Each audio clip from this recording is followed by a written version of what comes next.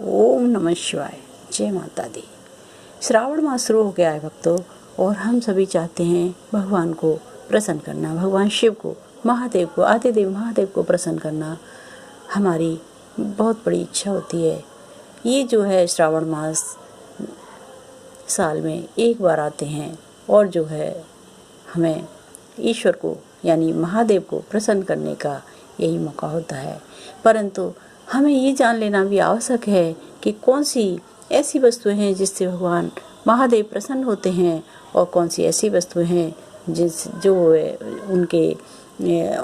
उनके लिए वर्जित हैं, जिन्हें हम उन पर अर्पित नहीं कर सकते। तो कुछ चीज़ें ऐसी होती हैं जिन्हें हम केवल भगवान विष्णु को ही अर्पित करते हैं तो भगवान विष्णु प्रसन्न होते हैं, लेकिन उन्हीं चीज़ों को यदि हम भगवान शंकर यानी भोलेनाथ पर चढ़ाते हैं तो वो वर्जित है।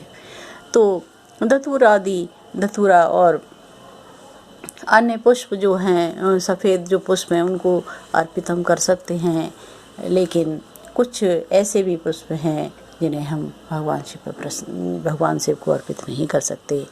जैसे देखिए जो है केतकी का जो पुष्प है वो भगवान शिव को अर्पित नहीं किया जाता है। धतूरा भगवान शिव को अर्पित किया जा सकता है।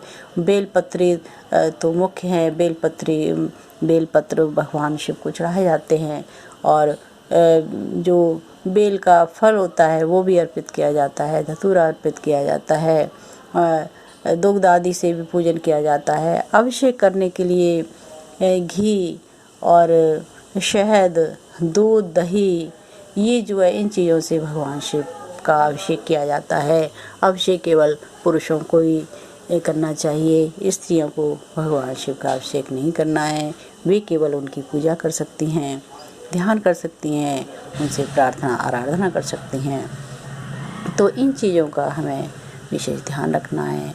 और जैसे कहते हैं कि अक्षत यानी चावल के बिना पूजा पूर्ण नहीं होती है, तो वो भगवान विष्णु की पूजा के लिए नियम है, न कि भगवान शिव के लिए।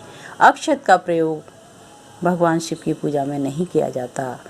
और तुलसी जो है, तुलसी भी भगवान कृष्ण की प्रिया हैं, इसलिए उन्हें भगवान शिव पर नहीं चढ़ाया जाता है।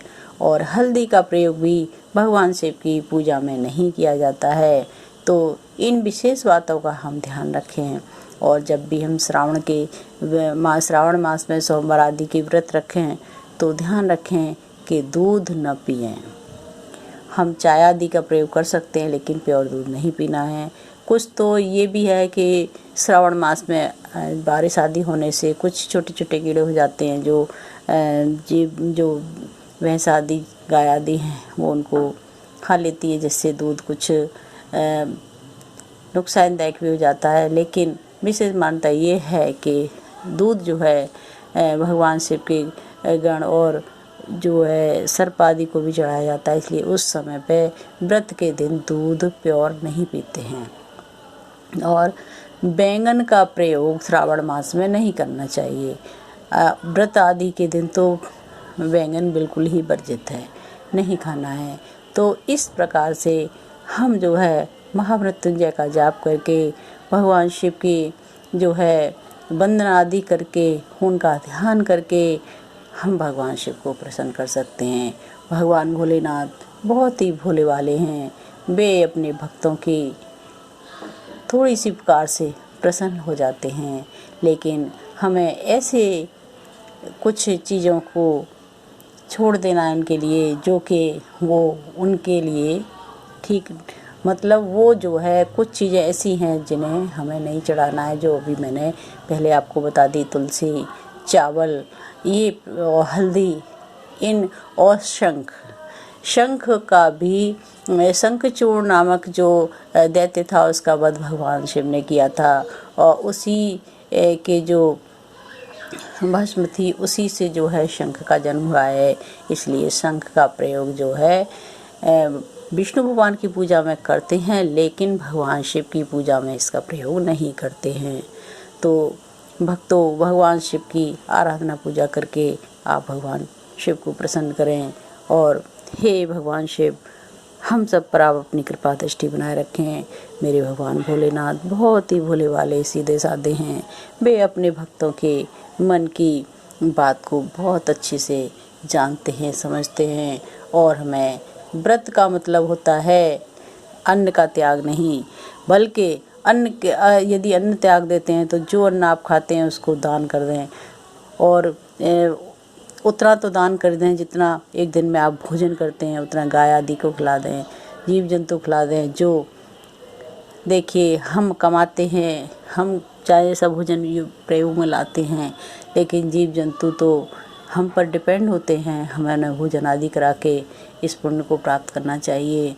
और व्रत का मतलब होता है बुरे विचारों का त्यागना, हमेशा दूसरों की भलाई के लिए सोचना, अपनी भी भलाई सोचना। सर्वप्रथम धर्म तो हमारा अपनी भलाई है ही, क्योंकि हम हैं तो हम सब के लिए भी सब कुछ कर सकते हैं। यदि हम अपनी ही ध्यान नहीं रखेंगे तो दूसरे का भला कैसे रखेंगे। तो ये भी आवश्यक है, लेकिन कभी भी किसी का खराब न सोचें, किसी का गलत न सोचें। और मन साफ है तभी ईश्वर प्रसन्न होते हैं, क्योंकि हृदय की बात परमात्मा सुनते हैं और वो हमेशा हमारे हृदय को आराम से पढ़ पाते हैं, क्योंकि वो परमात्मा है। विष्णु भगवान सृष्टि को चलाते हैं, लेकिन भगवान भोलेनाथ अपने भक्त की हर बात जानते हैं, हर क्षण जानते हैं। वे ही सृष्टि के संहारक हैं, पालनहार हैं। और भगवान भोलेनाथ बहुत ही भोले वाले हैं। जय भगवान शिव। भगवान की वंदना, आराधना और प्रार्थना करके हम भगवान शिव को प्रसन्न कर सकते हैं। ओम नमः शिवाय, ओम नमः शिवाय, ओम नमः शिवाय, ओम नमः शिवाय।